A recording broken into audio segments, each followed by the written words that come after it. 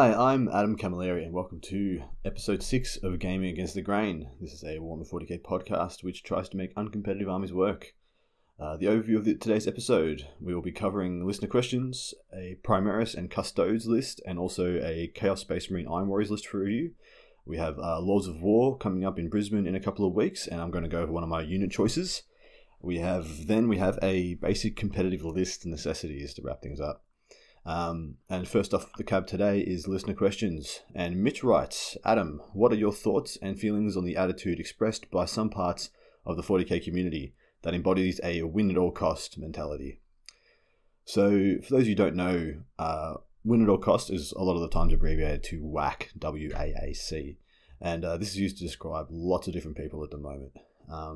Unfortunately, it's getting a bit of a broad brush treatment, and just about anybody who uses a net list or tries to be competitive to, better themselves in the game or win events is kind of getting tarnished with a WAC title. And it's kind of not fair, but we'll get more to that in a minute. I think as a community, we've lost what WAC truly means, and that's kind of people who are willing to bend the rules or have no regard for their opponent's play experience. So very few of these people actually exist, and unfortunately, in the community, everyone kind of knows one or two of these guys. These are people who will go to events and they'll pretty much just ruin other people's day. Not because they particularly set out to, but it's just because that's what they want out of the game. One of the issues with this is that we are such a small community that the impact one person can have is immense. So when a few people have a bad experience at a game because somebody, to their point of view, is embodying this whack mentality, everyone knows about it. So that those few people will tell, 5 or 6 or 10 people each, and those people tell other people and other people and other people. And as soon as this snowballs, and it causes stigma and fear, and it leads to anyone who resembles that person or people think act like that person being tarnished. So, for example, there are a lot of people in my scene at the moment playing Eldar, and they're playing an Eldar list very similar to the one that won the LVO. So pretty much anybody who runs that could be called, they're just trying to win at all costs. They're just taking the next hottest shit because they need to win. And this is unfair. So firstly, this is unfair because the game has never been more competitive. With the ITC kind of becoming the benchmark for competitive play and social media and sharing information, everyone's able to see what the best things to take are. And if people are looking to go to that next level with their gaming, very often they'll try and do that by taking a good list, something that they know will perform, something that they know has meat on the bone and that they understand. And so they'll reach out to something that they've seen that works, and usually it'll have a unit choice in there or a play style that they like, and they'll attach to that. And there's nothing wrong with that at all. That's fine, as long as you understand where that's coming from and people aren't, having a go at each other over it.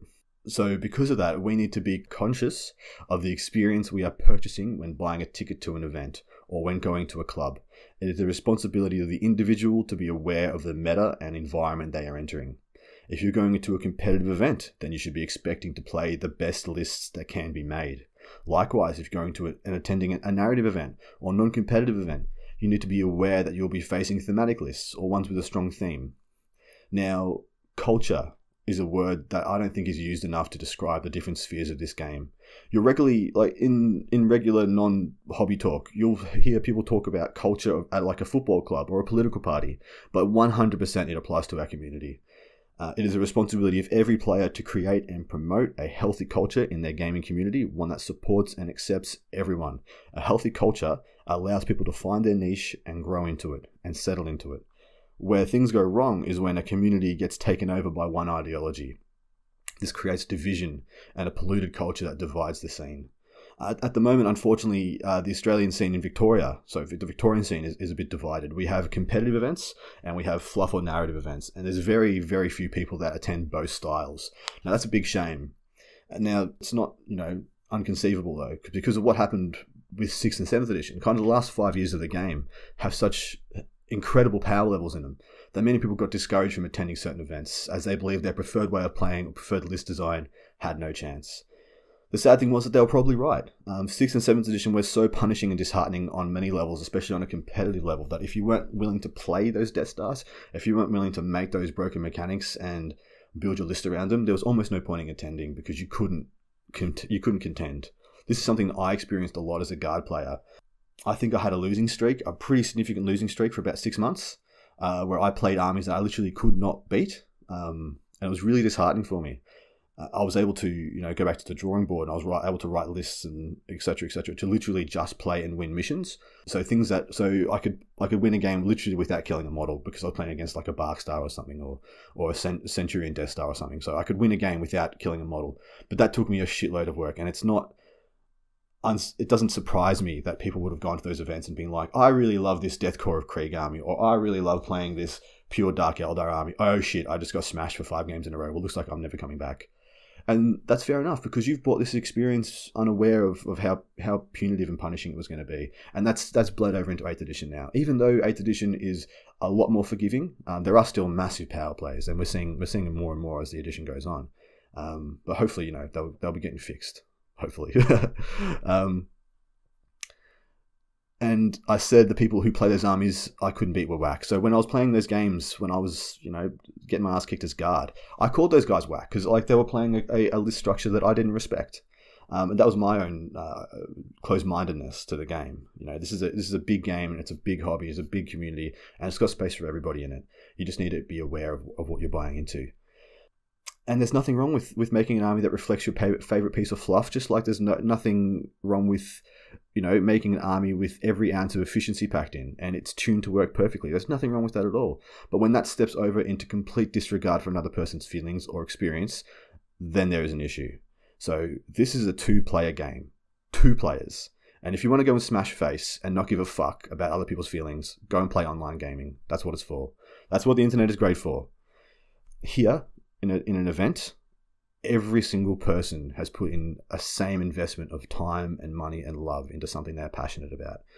And if you remember that, and if you always remember that, you can't truly disregard their feelings, and you can't truly disregard their play experience, and you'll always have respect for them.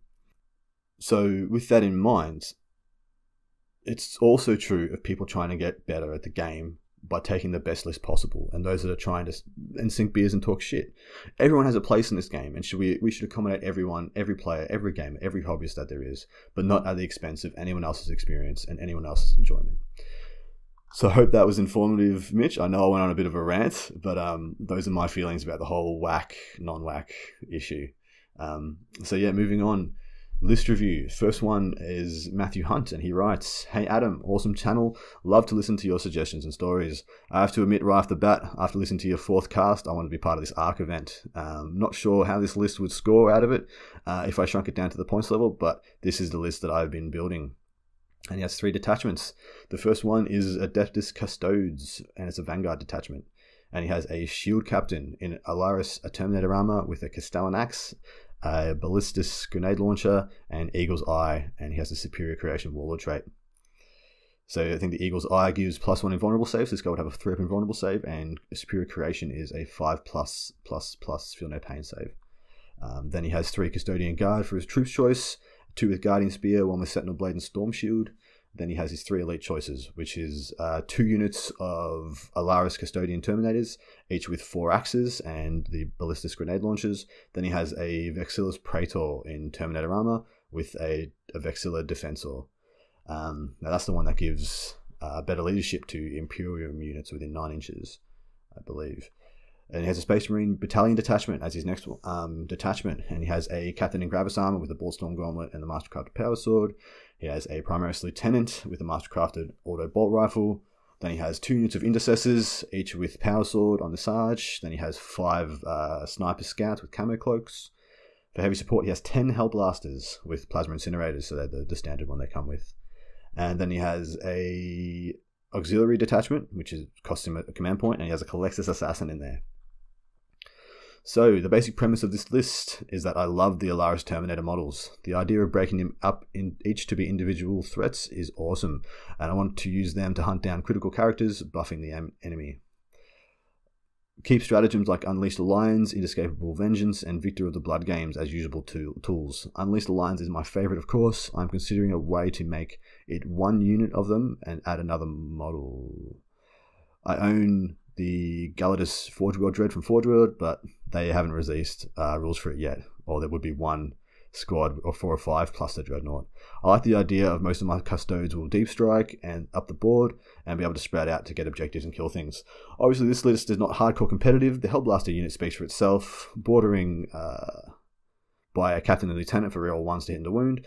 Overcharging means T4 or less to hit on 3s rerolling 1s and wounded on 2s rerolling 1s. This makes him pretty potent, but there's an obvious scheme. I just like the Primaris as well, to be honest. The assassin is there for psychic defense, which in this edition seems to be invaluable.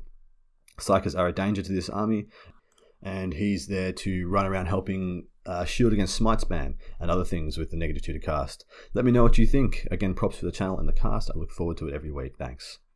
So firstly, I love this list, and I hope you listened to our recent Hive City Hobby Custodes review, because in there we said the Terminators are amazing, and I truly believe that they are the general's choice of the units in there, because they get the best of the stratagems and the best of the synergies. I like them because they're not as point and click as the bikes, and don't get me wrong, the bikes are utterly incredible. They are so good, but the Terminators have, like I said, a lot more synergy going for them. I'm not sure what chapter tactic you've chosen for your Space Marines, as it wasn't listed, but apart from that, list is good. It might lack CP due to only starting with 6, because naturally that auxiliary detachment costs you 1 to have the Calexis in there, which means I think you need to drop the Calexis. The Custodians need the CP way too much. If you're properly worried about the Psychers, drop one of the Primaris characters for a Primaris Libby, or a Libby with a jump pack, and deep strike it down with the Custodians for a +1 deny on a critical power. And then you can combo with a Custodian's Warlord trait for another deny on a +1, so you can have 2 denies at +1 each. Some changes I think you could make is you drop the Gravis Captain to a regular Primaris Captain, you drop 1 Intercessor Squad for a 2nd Scout Squad, and then you take both your Scout Squad as stock with just bolters, and one of them can have a heavy bolter if you wish, so you can use that Hellfire round stratagem. And then you buy a Primaris Ancient with the Banner of the Emperor Ascendant, which is what you do with the 1 CP you saved from dropping the Calexis Assassin, and this makes the Hellblaster Fireblaze a lot scarier. So due to all the Custodians being in reserve, the Hellblasters will take 100% of available fire if you go 2nd on turn 1. Adding the Ancient means they will always get some mileage out of them, regardless of if they die. Now, the next thing I would look to do is to make one of those Terminator units large enough to get good mileage out of the stratagems. With the available points left over after those changes, your 2 units of Terminators can become 1 unit of 3 and 1 unit of 8. Or you can do a 6 and a 5 if you prefer. And plus, with those changes, I've left enough points for you to take whichever of the good banners on the Vexillus if you want. You can take the +1 attack, and then you'll have 20 points left for some kit on the Scouts if you want. You can put some of the Camoclex back on, and the Sniper Rifles. Or if you take the -1 to hit banner, it's 2,000 points on the nose with a unit of 8 and a unit of 3 Terminators. 8 Terminators is goddamn terrifying if you split them up, and is a great play to mess with your opponent's target priority. If you have 8 individual Terminators, all at -1 to hit, all with a 2+, 4++, and I think 3 or 4 wounds. Holy shit, that is very hard to kill. And giving them that -1 just adds another layer of variables to what's already a really tough choice. Overall, I love the concept of the list, and it's something that will always pretty much be enjoyable to play due to the sheer weight of awesome options you can have available to you. So yeah, Matthew, I hope that helped. There wasn't a hell of a lot I could do with the list, as with how expensive Custodes are. There's really only a couple of little tech choices you can change. But naturally, if you want to get more out of the Custodes, you'd have to drop some of the Space Marines. And yeah, dropping that Calexis frees up a lot of points and frees up a CP, which I think you desperately need if you're playing Custodes. All right, moving on. Hi, Adam. I hope you are well. Just have to say that you're doing an amazing job with these podcasts. I have personally learned a lot from the past 5 episodes and can't wait to hear of the coming episodes. Keep up the great work. Thank you very much. Appreciate that. Please find below my list. Apologies for the format, but I haven't downloaded Battlescribe as of yet. I'm currently collecting Chaos Iron Warriors and would like your thoughts on how competitive this list would be in comps, etc. Brief battle plan. My Chaos Bastion is one tough nut to crack with toughness 10 and 20 wounds. So having a Havoc last cannon team sitting inside with the Mark of Slanesh for shooting twice makes sense.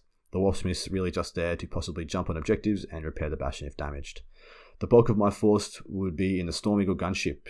My strategy, instead of deep striking with more expensive units and hoping to make the charge, is to get my Storm Eagle up the board by turn 1, because it can move up to 45 inches, for a turn 2nd charge with my Khorne Berserkers and characters.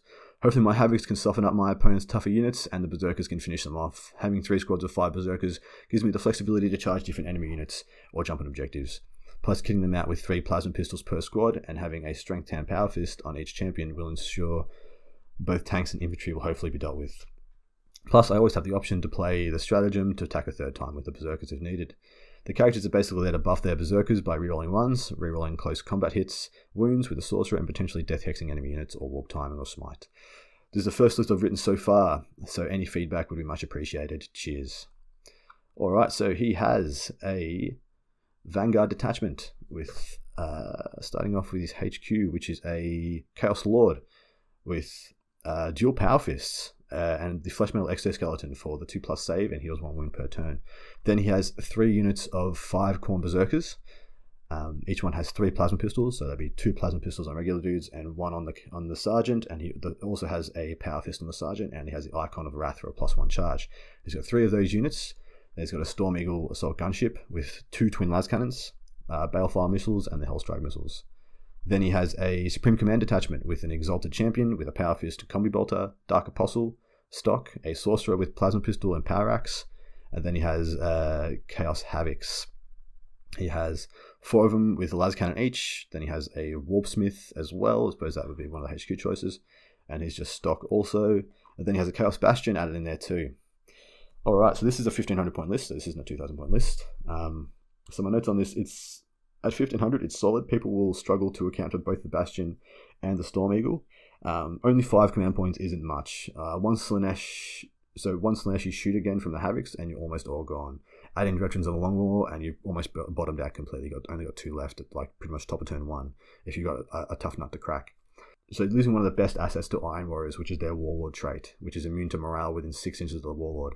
That's really rare. It's really rare to get something where you can just auto turn off the morale phase, and really the only other source of it for Chaos Space Marines is Abaddon, which is like vastly more expensive than just kitting it on, say, a cheap-ass Dark Apostle for 72 points. It's got far too many points in those Berserkers, unfortunately. Plasma Pistols are good, but you're probably better off just sticking with what brings Berserkers to the dance, and that's weight of attacks. So, further to that, the las cannons on the Storm Eagle are overkill. With the Havoc sitting safe inside the Bastion, any kind of general who knows their shit will see that killing the Storm Eagle turn 1 denies you all your close combat ability and the equal amount of anti-tank plus anti-horde, making it the no-brainer choice. So if they take out that Storm Eagle top of turn 1, if you go second, then all your combat threats are stuck in your deployment zone and you've lost the same amount of anti-tank as what's in the Bastion and plus a bunch of anti-horde. So unfortunately, one thing I noted, the Warpsmith can't repair buildings anymore. It meets the vehicle restriction, so the building is a vehicle, but it doesn't have the Legion restriction. So it has to have the Legion keyword to be able for that Warpsmith to be able to repair it. And unfortunately, because I guess all bastions and all fortifications have the unaligned keyword, it wouldn't meet those requirements. So that's pretty annoying. So with that in mind, here are some changes I thought up. Remove the Supreme Command completely and drop the Warpsmith, of course, seeing as we just stated that it doesn't do what you want it to do. Then I'd remove 1 Power Fist from the Chaos Lord. I do hope you still model it with 2 Power Fists, as that would look fucking sick. But unfortunately, 2 Power Fists don't actually add anything that I could see. I looked to see if 2 Power Fists gave you an extra attack of anything, but I couldn't find any reason that it would. Then add in a battalion instead. You put the Chaos Lord with a Jump Pack and Power Fist, and plus the Exoskeleton Relic. So you could have this big, I'd love to see this modeled, this big beefcake Terminator, double Power Fist Chaos Lord with this massive jump pack to get this heavy motherfucker off the ground. That would look so cool. And then you take that Iron Warriors Warlord trait. You add in the Sork for the second HQ choice in that battalion, and you take Delightful Agonies and Warp Time. Then you add in 3 units of Cultists, 2 10-mans, and 1 39-man. Then you add in the Havocs with the las cannons again, because they're actually really, really good. Then in the Vanguard, which we still kept, you need to make it at least one of your Zerker units get good mileage out of the stratagems, which means taking 1 unit bigger than the rest. So instead of 3 5-mans, you take 1 9-man with the Icon, then Chain Axe and Chainsword combo. So you can you get your full attacks with the Chainsword, with the Chain Axe, plus you get 1 extra with the Chainsword. That's for just being a pure blender unit. And then 2 5-mans with Bolt Pistol and Chain Axe. And then one of those 2 5-mans has the Icon. One missed out, unfortunately. For the HQ, I added the Exalted Champ with the Power Sword, because rerolls to wound with a Power Sword makes him pretty boss. Then what you do with this is the Cultists all bubble wrap the Bastion to prevent first turn charges, and then the big unit can get warp times up the board, or use Tighter Traders if your opponent tries to wipe it. The Chaos Lord babysits them and gives them immunity morale. Alternatively, he can deep strike with Berserkers, this is why he gave him the jump pack, to add his buffs to them, and the same goes for the Sorcerer, who can either stick with the Cultist and give them the 5++, feel no pain from agonizing, what's it called? Delightful Agonies, or warp time the Berserkers after they disembark. So you got to play on the backboard, or you got to play on the front board, depending on where you want to deep strike. One big play you do have available to you is the ability to use Delightful Agonies on your Storm Eagle, because you can mark that as Marcus Slanesh, and that's the only requirement for them to cast that power on it. So then when it loses a wound, the first time it loses a wound, you put on the Iron Warrior stratagem on top of it. So then that Storm Eagle now has a 3+ armor, a 5+++, feel no pain, and then a 6+++, feel no pain from the Iron Warrior stratagem. All of a sudden, that's a really fucking hard unit to shift, which enables you to deliver that payload a lot more effectively and only costs you 1 psychic power and 1 stratagem point. So yeah, I hope that was helpful to you. I think that's Mark. Yeah, I hope that was helpful, Mark. I hope that gave you some ideas for Iron Warriors. Those are just some things that I saw. You really, you want to maximize the effectiveness of your Berserkers, which just means just getting them into combat as soon as possible and maximizing the amount of attacks they've got. Past that, being able to taking a jump pack on both your Lord and your Sorcerer means that you've got the flexibility to, if you need to bubble wrap and you need to invest in keeping those cultists alive, you can give them the 5++ and you can warp time them. Or if you're going full aggressive, you keep those 2 guys in reserve, and when you drop your Berserker payload, you chuck them down too. And plus, that Sorcerer is fast enough that if you want, you can move and advance him to keep him up with the Storm Eagle. So he's behind the Storm Eagle, give him that Delightful Agonies to it. So yeah, Mark, hope that helped, and I hope that was informative to you. So if you guys out there have a list review or any listener questions you'd like me to answer, please send them through to gamingagainstthegrain1@gmail.com. If you're looking for a list review, like always, please attach a short paragraph describing what you want the list to do and anything you'd like me to specifically look at. So yeah, thanks guys. Okay, moving on to a kind of a unit review for something that I'm planning to take to Lords of War in Brisbane in a couple of weeks. Now the unit I'm going to review today is Sternguard, and I'm intending to take a unit of 10 of these guys to that event in a couple of weeks. And I'm going to tell you guys why. So firstly, the Sternguard Veteran Squad, straight out of the book. What's it got?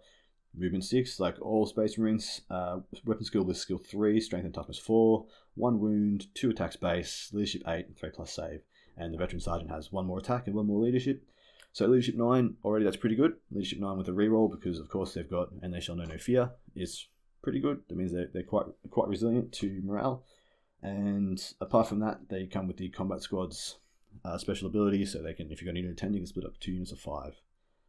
Apart from that, they can take a shitload of any special or combi weapon you like. A 5-man can take 2 heavy weapons each, and any number of combi weapons as you please, or special weapons. Sorry, that's 2 special weapons or 2 heavy weapons in each squad, and then combi weapons as you please. They also have this thing called a special issue bolt gun. Now this thing is 30-inch, it's rapid fire 1, strength 4, -2, a damage 1. So that's pretty much, it's a bolt gun with 6 inches more range and 2 rend. So that's legit. Now, where are we going? Over to, because they have a special stratagem unique to them. And it's called Masterful Marksmanship. And it is 1 CP, so 1 command point. And use this stratagem when the Sternguard Veteran Squad is selected to attack in the shooting phase. You can add 1 to all wound rolls made for this unit's special issue bolt guns in that phase. So all of a sudden, that's pretty good. Now, their points cost. So they are 16 points each, and you pay 2 points for the special issue bolt gun. So they are 18 points each. Now, a regular tactical marine is 13 points, with just his bolt gun and whatever, and flag and crack grenades. So for 5 points more than a regular attack marine, you get +1 leadership, 1 extra attack, and that special issue bolt gun, which I think is actually worth it. For 5 points, that's a good 5 points well spent. Because if you had a 10-man attack squad, and if in 20, say at 12 inches rapid firing, their damage is pretty menial. It's pretty non-existent. It's nothing to really write home about. It's nothing to really worry about. If you had 10 Sternguard rapid firing at the same range, all of a sudden they're a lot more deadly. Now, one of the big things that I didn't know about the special issue bolt gun when I first looked at it is that it's not 24 inches, it's 30 inches, and that's really significant. And it's significant for a very good reason. So if you were to deep strike these guys with the drop pod or get them out of a transport and into rapid fire range, that rapid fire range is 15 inches, not 12 inches. So let's say you go first and someone's deployed in Dawn of War. You can drop 15 inches away from them, which is still on your side of the halfway line of the board. So 3 inches on your side of the halfway line, which is probably close enough to get some of that good mid-board terrain to get them cover. And plus, when they shoot at something that's on the line of your opponent, they can rapid fire into it from your side of essentially your half of the board. And then when your opponent wants to charge back, let's say they only move 6 inches, instead of having a 6-inch charge, which it would be if you were 12 inches away, they've got an 8 or a 9-inch charge. And that's a huge difference for when people try and, remove that unit because you've come down and you've probably wasted something. Now, one of the other options they have, which is amazing, is the ability to each take a Storm Bolter. So, which means a unit of 10 of these guys at 12-inch range is putting out 40 shots rather than 20 shots, which is what they've got at the moment. That is amazing. That is really good for their points. And that Storm Bolter is the same points as the Special Issue Bolter. So they're 2 points each for either option. And both those options are incredible. Past that, because of their range and because of how many shots they can put out or the quality of the shots they can put out and their threat level because of that, I'm going to put them in a drop pod. If I was to put them in a Rhino and my opponent was just like, oh yeah, what's in that Rhino? 10 Stone Guard. Oh yeah, I'm fucking killing that. And so by necessity, you need to be able to deliver them first turn or second turn or third turn safely into a spot where they can get the maximum usage out of their weapons, because shit knows they're going to take some retaliation. So they need to come down and usually get their points back turn 1. Now, there's a lot of ways that these guys can do that pretty reliably. They combo incredibly well with support characters, so for rerolls to hit. So if I was jumping with a jump pack, when I drop pod that down, I drop pod the captain next to him. Firstly, that gives a little bit of a combat deterrent. If I've kitted that character out with, say, the Teeth of Terror, all of a sudden charging them becomes a lot less enticing to your opponent. And then I'm getting those reroll ones. Now, if I was to put a Chapter Master there with 4 rerolls to hit, then they get even crazier. Then I add in and I combo them with a Storm of Fire trait. So let's say that captain that I deep struck down with the Teeth of Terror has a Storm of Fire trait. If you guys don't know what that is, that means on a 6 to hit, you get an extra rend on your gun.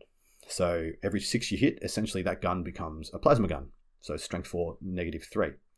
Then you combo that with the stratagem, and all of a sudden they are plasma guns, essentially. They are 15-inch, 2-shot, non-overcharged plasma guns, because all of a sudden they are hitting on 3s, hopefully re-rolling 1s, because I must put a character with them, so I might as well be a captain. Then they'll be wounding, probably on 3s or 4s, because I'll have +1 to wound from the stratagem. And then because Storm of Fire is there and they have +1 to wound, on a 5 or a 6, they're rend 3. So all of a sudden, it's very reliable that they'll kill most things they shoot at. In fact, these guys are actually not shit at killing tanks. Like shooting at a Rhino, you'll do like 5 or 6, 7, 8 wounds to them. You're not going to kill them in one turn, but if you were just to have like, a bog standard missile launcher, or hell, use the Hellfire rounds on a heavy bolter and take a couple of wounds off, finish that thing off with Stern Guard. They can kill just about anything. And if you don't want to, and you think you're just shooting at, some chumps, you're shooting at some cultists, you save all your synergies, you save all your CPs, and they just do the job just fine regardless. The next thing you add in is the fact that they're Black Templars in my army. So a unit of 10 of them has 21 attacks with a reroll on the charge. And if I was to add, which I think I might, because that the sergeant in there has 3 attacks base, so he's quite a good caddy for a special weapon. So sorry, a power weapon. And I might give him a power sword, might give him a power axe, might give him lightning claw. Don't know yet. But with 21 attacks and a reroll on the charge, if I was to drop in front of someone's lines and be 9 inches away, I could use all my synergies. I could wipe one unit and charge another and have a good chance of wiping that unit too, if it's not like another marine equivalent. If that was a unit of cultists or a unit of grots or a unit of orcs, 21 attacks on the charge, I'll cut that unit of orcs in half. And they become really, really versatile. And now that I've said this and I've got this on tape and recorded, I bet you guys they get their fucking ass handed to them every game, because they're going to come down and they're going to kill something and then they're going to die. But for their points, I think they're really good, and I look forward to using them. I've got some interesting modeling options I'm trying to pull off with them as well. I've bought some 30k Mark III breaches with the big breacher shields, and I've got the combi bolters off the special Alpha Legion Headhunter unit from Forge World. from 30k, and I'm going to put those breaches with those dual combi bolters. And my mate the Wrangler Ray, he plays Alpha Legions. He's taken the rest of those kits off me. But I think that'll look fucking cool. Now that wraps up that little review, and I'll be doing another one next week. I'll be doing another one next week, and then I'll be doing the week before the event. I'll be doing a full army expose kind of on what I'm taking and why. Now we're moving on to the final topic for today, which is competitive list necessities. Now these are things every all-comers list kind of needs to contain to contend at a top level. Now the first of these is the tried and true, you need a source of OBSEC. So what that means, with the exception of custodes, you are pretty much shoehorned into taking a patrol, battalion or brigade detachment. Now OBSEC allows you to dictate the terms of the game by sitting OBSEC units on objectives, which forces your opponent to dedicate time to their removal, as usually the fastest units in the game do not possess OBSEC and therefore can't just walk up and take you off. The second necessity is board control. Sitting and holding on your own table edge is great if your list is built around that, but being able to win the game with that is reliant on objective placement. If your placement is not right and your opponent sees through your play, they can just decide to take your side of the board and put you up shit creek. So maybe you're sitting your whole Gilliman gun line on one objective rather than 3, and your opponent has 4 of those pretty close to their lines. So the kind of key play in a lot of competitive games is the ability to control the middle of the board, and it is the best and easiest way to win a game. Now, the best route to take to do this is dependent on what army you are taking. If you have access to deep strikes, then you're in a good place and you kind of can dictate this to your opponent, and you don't need to plan for it before the start of the game. But if not, your best route is to utilize either cheap MSU units, so multiple small units, such as infantry squads, cavalry warriors, or taking the other option is to take very large, hard-to-shift units like Necron Warriors or Guardians or 40 Cultists, like things that are so large that your opponent will have a hard time taking off in one turn, or things that are so resilient they'll just bounce a lot of fire. Utilizing these mid-board units is crucial to the next point, which is screens and bubble wrap. Utilizing screens and bubble wrap.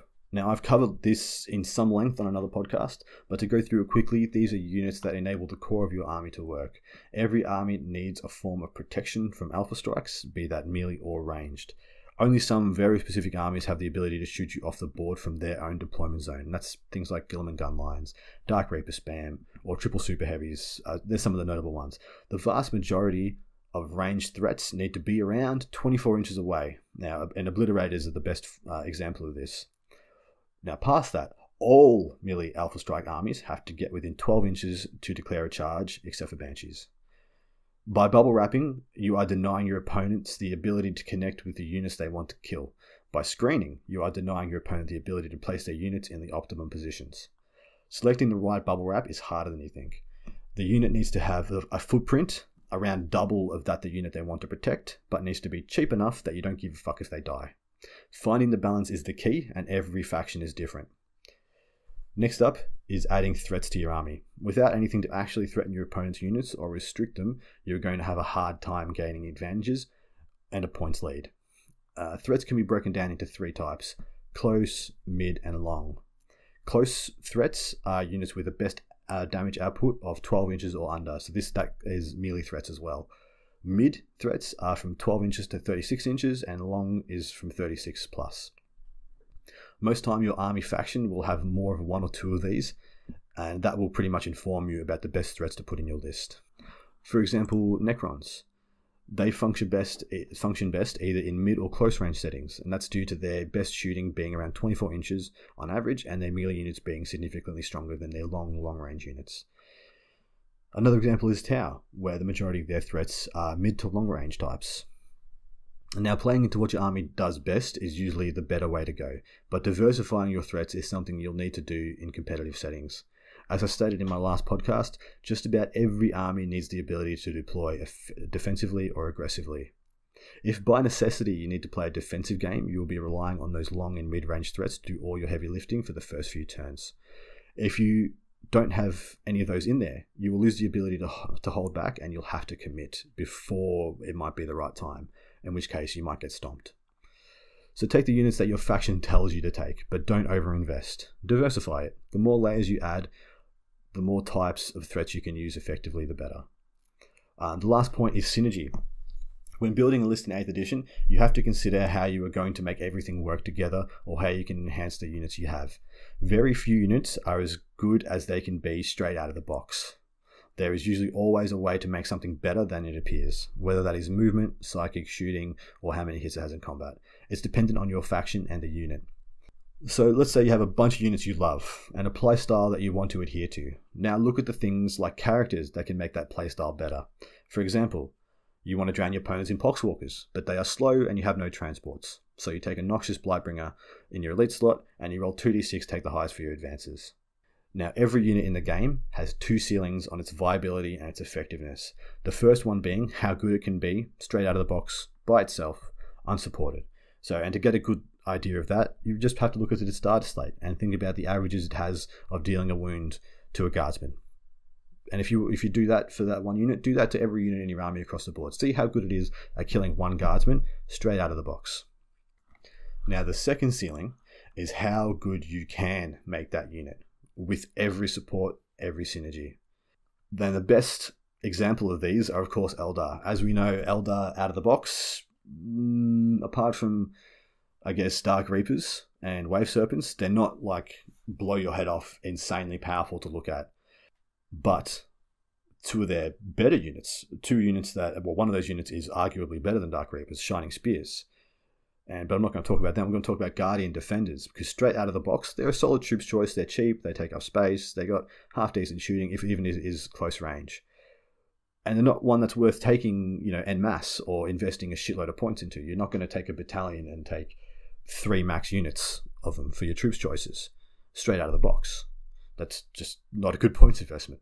But when you consider their second ceiling, which is when you add in Deep Strike, Guide, Doom, the Ulthway Stratagem, you see that they are immensely effective at a shitload of different roles. So straight out of the box, yeah, let's say you got 20 Guardians. They have their little shuriken catapults and their strength 4 and are 6 to round their -3. You give them Guide, so they rerolls to hit. You give them Doom, so they rerolls to wound. You give them Deep Strike, so they can Deep Strike into that 12-inch range for their guns. And then you add the Ulthway Stratagem, so they're +1 to wound. So now, all of a sudden, like with my Stern Guard, they're going to be hitting on 3s, re-rolling, wounding on probably 4s with the +1 to wound, re-rolling, and every 5 and every 6 is -3. Now, all of a sudden, they go from a unit which you would have been like, yeah, I'm probably going to lose like 5 or 6 dudes, to holy shit, they're all dead. And that's just because their second ceiling is so fucking high, and that's pretty much true for a lot of Eldar units. So to summarize all these points, writing an all-comers list is about having a layered and diverse list that can both protect itself and project around the board with threat and board control. And if I've just given a pretty basic outline of how you can build an all-comers list and some things you pretty much want to build into every all-comers list. But naturally, you can tinker and tailor with this as you please. And this is no this is no Bible to run your hobby by. This is just what I've learned through my experiences. So closing thoughts for today. I know it's a little bit of a shorter episode, but I've got a lot of painting to do and I've got some work to do as well, guys. So wrapping up for today's episode, the culture of the 40k community is everyone's job. Stigma towards the right and wrong way of playing the game in a game that's as diverse as ours, is really counterproductive. If this is an issue for you, become aware of what you do and don't like about the culture. Educate yourself about the events you attend and set your expectations at a realistic level before you purchase a ticket. So you're not walking in like expecting to have a good time with an underpowered army in a competitive setting, or the opposite. Because I know people who've taken really smash face lists to non-competitive events and just been like, I hated it. Like, my opponent didn't have fun. I didn't have fun. It was shit. So educate yourself about what you're buying when you're walking in. Keep your perspective level and true to what you're going to get. And that way you won't ever be pissed off and disappointed. And you can enjoy your hobby for what you like about it rather than what other people think you should. Because your hobby is yours. You're putting your time into it. You're putting your love into it. You're putting your money into it. And so you deserve to have a good experience. And if you're not, do something about it and change the culture. Talk about how you can make things differently. Maybe start your own event that caters to people like you, so that when you want to go to an event, there's someone who's followed in your footsteps and has made something that you respect and you want to enjoy. I hope I was able to help with those lists, Mark and Matthew. Now, like I said before, if you would like a list reviews, send it through to gameagainstthegrain1@gmail.com, and naturally any listener questions are very welcome. Now, second to last, if you're looking for a whole package army, one that functions in many phases and is interesting to play, have a crack at hitting the points I put out, and I hope this episode was informative and helpful. Lastly, I just recorded a battle report for Hive City, me and my guard versus Nid Army. It was a great drama-filled game, and it should be up in the next week or so. So that's it for today, guys. I hope you enjoyed the episode. Thank you so much for the feedback. It's still so positive. I'm fucking blown away. Like, I never thought so many people would give a shit about the things I have to say before starting this. And just, it's fucking awesome. And thank you so much, guys. Greatly appreciate it. Talk to you next time. Bye.